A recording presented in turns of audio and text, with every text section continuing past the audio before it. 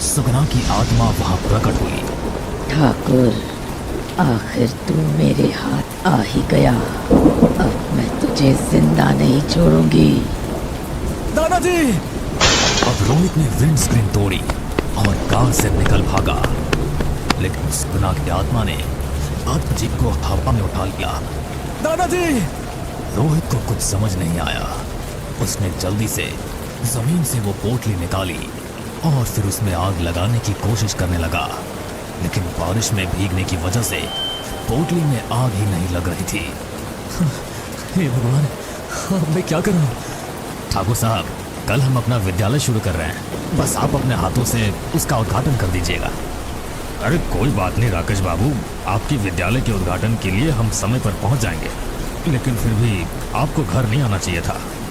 ठाकुर साहब, पूरी उड़ाई अफवाहों पर मैं ध्यान नहीं देता। हाँ, राम राम। राकेश अपने साइकिल पर बैठकर वहां से निकल गया। कुछ देर बाद बारिश शुरू हो गई। अरे ये क्या, बारिश शुरू हो गई? अभी तो राकेश हमारे गांव से भी नहीं निकला होगा, कहीं उसे कुछ हो ना जाए। बड़े अच्छे आदमी हैं ठाकुर साहब, बेकार में गांव वाले इनके घर के बारे में बातें फैलाते हैं। तभी राकेश ने अपनी आंखों के सामने एक लड़की को खड़े देखा जो बहुत ही भयानक थी। वो लड़की हाथ के इशारे से ही राकेश को साइकिल समेत हवा में उठा लेती है और फिर राकेश को नदी में डुबा देती है। कुछ महीनों बाद रोहित अपनी गर्लफ्रेंड कविता और 3 दोस्तों के साथ अपने गांव माधवनगर जा रहा था।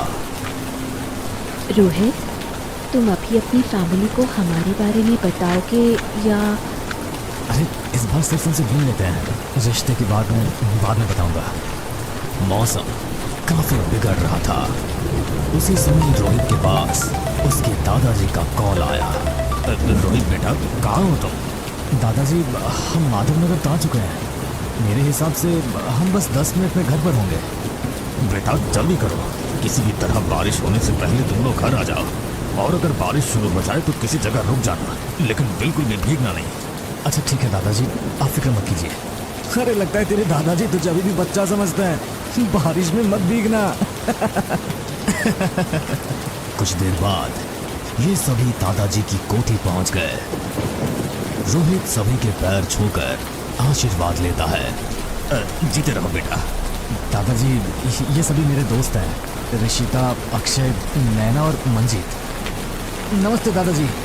नमस्ते दादाजी। सभी ने साथ में डिनर किया और बाहर बारिश शुरू हो गई। बच्चों, एक बात का ध्यान रहे, रात के समय बारिश में तुम में से कोई भी नहीं भीगेगा, ठीक है ना?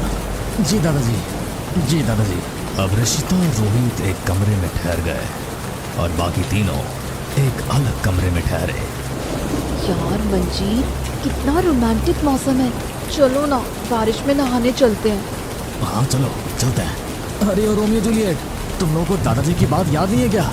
अरे हाँ याद है, तभी तो हम दरवाजे से न जाकर खिड़की से जा रहे हैं।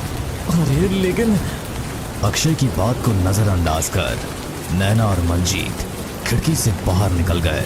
वाह, कितनी मस्त बारिश हो रही है। दोनों बारिश का मजा लेने लगे। मंजीत, चलो मुझे ढूंढ कर दिखाओ। क्या मतलब? ये सुनकर नैना ने मंजीत को धक्का दिया और जंगल की तरफ भाग निकली।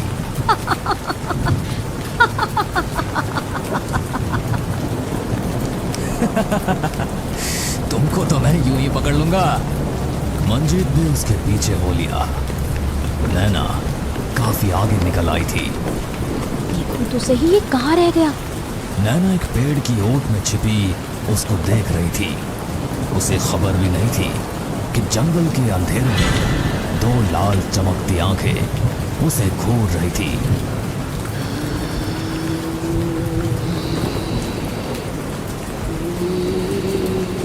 वो अभी देख ही रही थी कि तभी पीछे से उसे किसी ने पकड़ लिया। ओहो, मैं तुमको पीछे देख रही थी और तुम मुझसे भी आगे आ गए। नैना ने मुस्कुराते हुए कहा। इस तरफ मंजीत भी नैना को ढूंढता फिर रहा था। अरे कहाँ भाग गई ये पागल? तभी उसे बाजे की छन छन सुनाई दी। उसने उस तरफ देखा तो एक लड़की बारिश के पानी में भीगती हुई आगे बढ़ रही थी। उसकी हल्की सी साड़ी से चमकता हुआ उसका गोरा बदन मंजीत को मदहोश कर रहा था। आप कौन है? उस लड़की ने बिना पलटे ही जवाब दिया।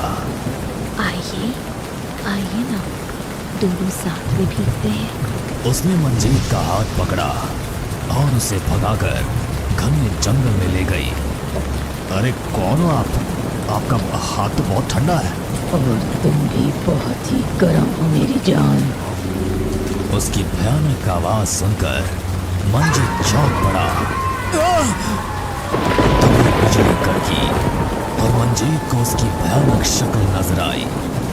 उसका चेहरा नीला पड़ा हुआ था, होंठ सफेद थे और आंखें लाल अंगारों की तरह चमक रही थी।